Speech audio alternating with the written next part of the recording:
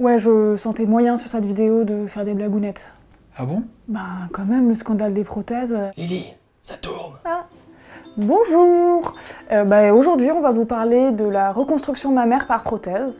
Et rien ne justifie actuellement qu'on blacklist cette technique. Oui, d'ailleurs, si vous avez un problème avec votre prothèse, il faut immédiatement consulter votre équipe médicale et faire une déclaration à la NSM. Bon, si on peut pas faire de blagounettes, franchement, je m'en vais. Ok... Je suis pas docteur. Ah, j'ai pas compris. Quoi? Je suis docteur? Je suis pas docteur? Je suis pas docteur. Ah, ok. Donc, les prothèses peuvent être utilisées dans le cadre d'une reconstruction mammaire. C'est une technique qui reconstitue la forme, le volume et le contour du sein par la mise en place d'une prothèse. Et avant de commencer, parlons-en de cette prothèse. C'est une enveloppe de silicone avec un produit de remplissage qui ressemble à la matière du sein. Il en existe de différentes formes et tailles pour s'adapter aux différentes morphologies. Les prothèses sont également utilisées dans le cadre de l'augmentation mammaire, mais la technique est différente. Comment ça fonctionne? Il s'agit de mettre en place une prothèse sous la peau et le muscle pectoral. Dans le cadre d'une reconstruction immédiate, la prothèse est placée juste après le retrait de la tumeur et de la glande mammaire. La peau autour du sein est préservée et éventuellement le téton et le mamelon aussi. Si c'est une reconstruction différée, donc ça veut dire quelques temps après la mastectomie, et que la peau n'a pas pu être conservée, on peut envisager cette reconstruction. Mais il faut que la peau soit très souple et pas abîmée par la radiothérapie. Le résultat!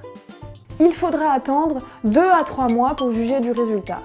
Et peut-être qu'il faudra aussi 1 à 2 opérations de lipomodelage pour symétriser le tout.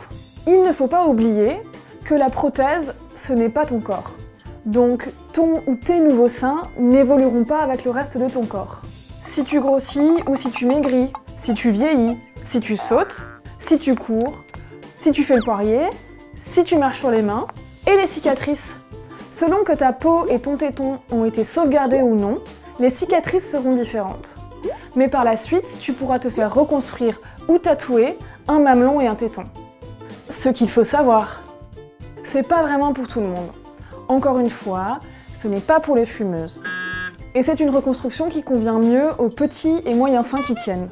Ce que je veux dire, c'est que la prothèse n'est pas soumise à la même attraction terrestre qu'un sein naturel. Il faut aussi que la peau ait une belle élasticité.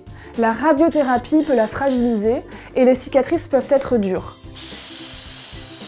Mais aller chez le kiné ou quelques séances de lipomodelage peuvent t'aider. Il faut être conscient que la prothèse est un corps étranger et qu'il faudra la changer en fonction de son usure, en moyenne tous les 10 à 15 ans.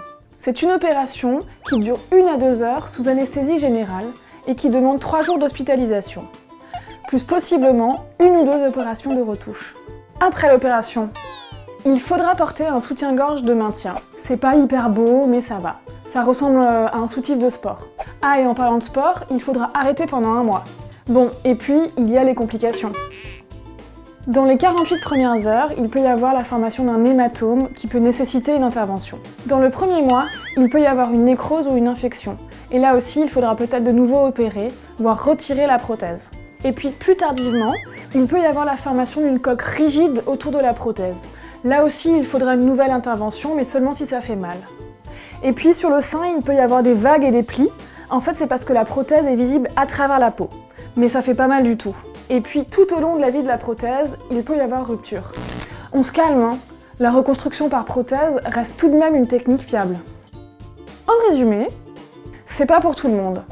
Essentiellement pour les petits et moyens seins, afin d'avoir un résultat le plus naturel possible. Ça nécessite une peau très souple, et il faudra arrêter de fumer. C'est un corps étranger qui n'est pas implanté à vie, et qu'il faudra changer. C'est une technique qui peut nécessiter plusieurs interventions. Mais elle est très fiable et elle demande une surveillance régulière pour s'assurer qu'il n'y ait pas de soucis avec les implants. C'était Je suis pas docteur, bisous et à bientôt. Ça va? Tu t'en es sortie? T'as réussi à être sérieuse? Oui.